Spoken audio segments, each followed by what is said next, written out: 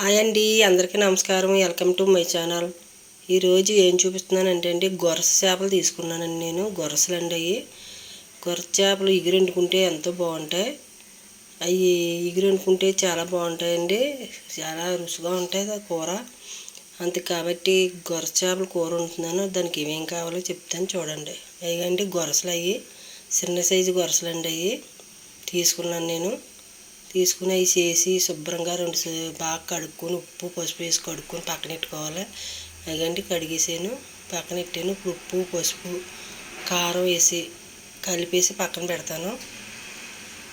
1 spoon ఉప్పు, చిటికెడు పసుపు, 2 స్పూన్లు కారం వేసుకుని పక్కన పెట్టుకోవాలి.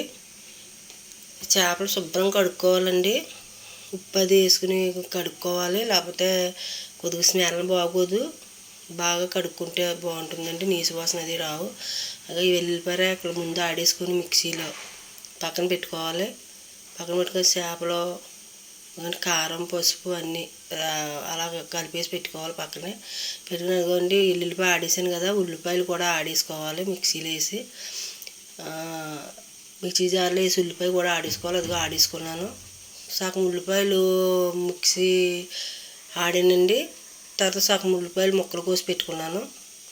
అదిగో పొయ్యి మీద ప్యాన్ పెట్టి ఆయిల్ వేసి ఉల్లిపాయలు వేసుకొని వేయించుకోవాలి. అవి కొద్దిగా వేగిన తర్వాత ఈ ఉల్లిపాయ ముద్ద కూడా వేసుకొని వేయించుకోవాలి. దాంట్లోనే ఒక కొమ్మర కరివేపాకు వేసుకుని వేయించుకోవాలి. ఉల్లిపాయ వెల్లుల్లిపాయ ఆడిపెట్టుకున్నాను కదా, అది కూడా వేసుకోవాలండి. వేసుకుని వేయించుకోవాలి. దాంట్లోనే 1 స్పూన్ ధనియాల పొడి, 1 స్పూన్ జీలకర్ర పొడి వేసుకోవాలి. ఎందుకంటే మనం జీలకర్ర ధనియాలు వేసుకోలేదు కదా ఉల్లిపాయ ముద్దలో, అంతే కాబట్టి ఇడిగా పొడి ఆడిపెట్టుకున్నాం కదా, అది వేసుకోవాలి. ఉల్లిపాయ ముద్ద వేయించుకున్నప్పుడు ఆ పొడి కూడా వేసేసుకుని వేయించుకోవాలి. అప్పుడండి బాగుంటుంది, స్మెల్ బాగుంటుంది. వేసుకుని వేయించుకోవాలి. వేగినాయి కదా, ఇప్పుడు చేపలు వేసుకోవాలి. మనం వేసేసి గరిటిచ్చి కలపెట్టకూడదండి, కలపెట్టేస్తే ఇరిగిపోతాయి ముక్కల కింద. అలాగే చేపలన్నీ అలా పరుచుకోవాలి.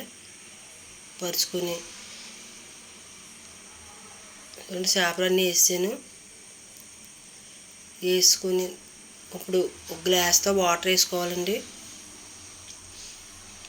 గ్లాస్ వాటర్ పడుతుంది.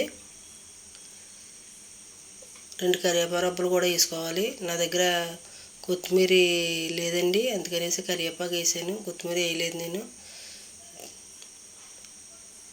చూడండి, గ్యాస్ వాటర్ వేసి మూత పెట్టి మగ్గించుకోవాలి. గ్రేవీగా ఉండాలంటే మనం గ్యాస్ వాటర్ వేసుకోవాలి. వేసి ఉడికించుకోవాలి. చూడండి, ఉడుకుతుంది కదా, గుమ్మలాడి చేపల కర్రీ గుమ్మగుమ్మలు ఆడిపోతుందండి. కమ్మగా వాసన వస్తుంది, స్మెల్ బాగుంది. అలా గ్రేవీగా ఉన్నప్పుడు ఉప్పు చూసుకోవాలి. ఉప్పు సరిపోతే కొద్దిగా వేసుకోండి. చూడండి, దగ్గర పడుతుంది కదా. అలా మనం గ్రేవీగా ఉన్నప్పుడు దించుకుంటే ఆపేసాక తోడుకుపోయినట్టు చల్లారిపోయి దగ్గర పడిపోతుంది. మనం గ్రేవీగా ఉన్నప్పుడు స్టవ్ ఆఫ్ చేసుకోవాలి.